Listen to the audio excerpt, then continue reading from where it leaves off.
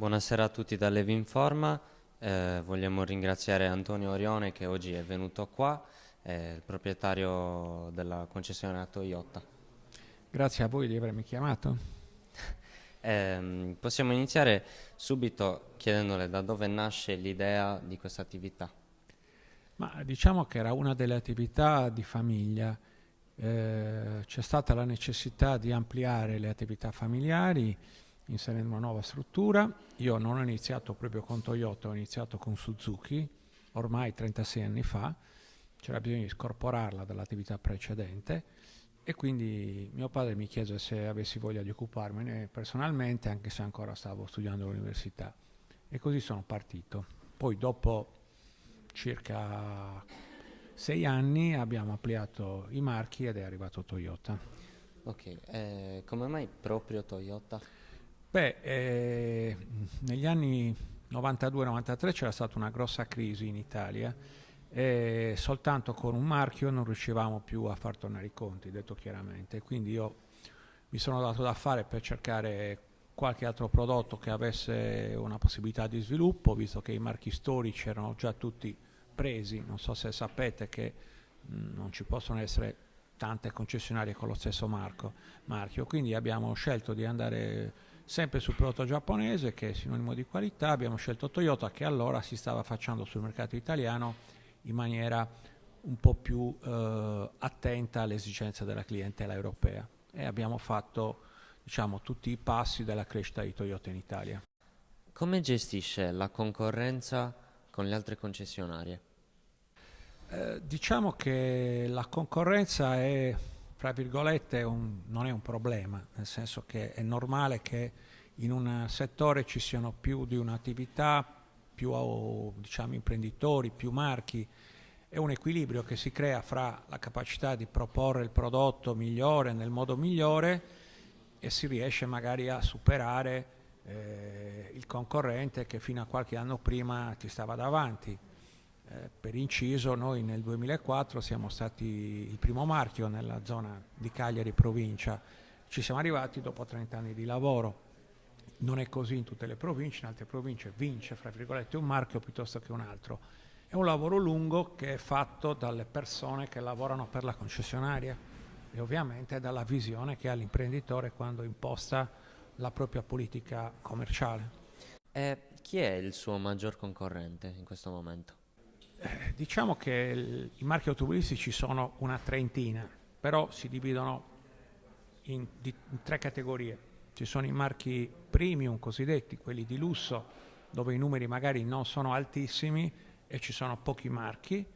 Poi ci sono i marchi cosiddetti generalisti, Toyota, Fiat, Volkswagen, le marche francesi più classiche che occupano il grosso del mercato, cioè in quella, diciamo, quindicina di marchi c'è quasi tutto il mercato. E poi ci sono i marchi minori, quelli emergenti, adesso stanno arrivando i cinesi, quindi ci sono varie tipologie di concorrenti.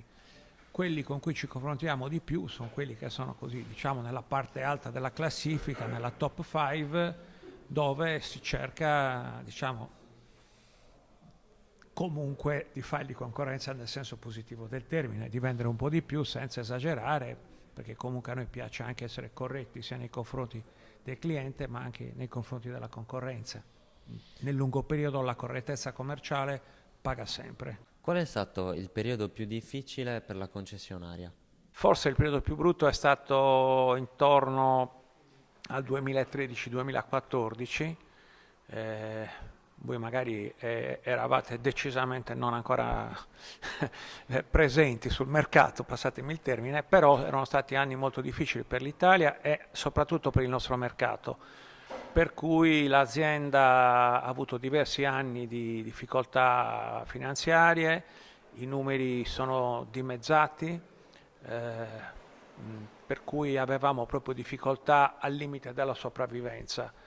Siamo costretti a fare dei licenziamenti, cosa che chiaramente non è mai piacevole per un imprenditore perché è una sconfitta. Venivamo da anni di forte crescita e abbiamo dovuto ridimensionare il numero di dipendenti, ridimensionare il giro d'affari, fare delle iniezioni di capitali per evitare di chiudere, però anche quello l'abbiamo superato. Spesso mi chiedono, ma durante il Covid alla fine non abbiamo avuto così tanti problemi come in altri momenti dove le crisi erano proprio per mancanza di denaro circolante, insomma. Quanti dipendenti ha in questo momento? Adesso come gruppo siamo circa 64-65 dipendenti. E come lo seleziona il suo personale?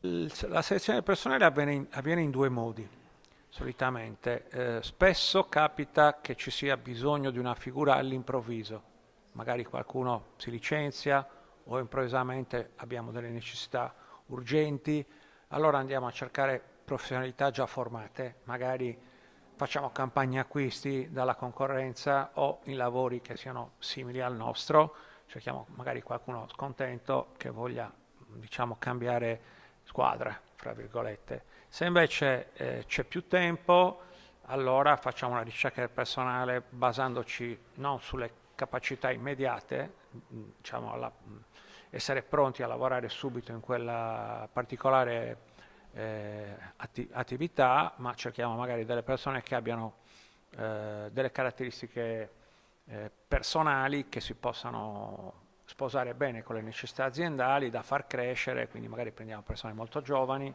e proviamo a portarle avanti, anche se, qui tiro le orecchie alla generazione, è un po' difficile trovare persone giovani motivate, costantemente interessate a fare un lavoro che comunque, essendo un lavoro, in quanto tale è impegnativo. Per capire, diciamo, se è leale alla sua attività, con quale macchina è venuto qua? Io sono venuto con una Toyota, non una Toyota nuova, ma una Toyota IQ, che è una macchina che è da diversi anni che non fanno più, però le mie necessità sono di avere una macchina molto compatta e questa si sposa bene con le mie esigenze. Grazie a tutti e ad Antonio per essere venuto qua. Vi diamo appuntamento alla prossima intervista su levinforma.it.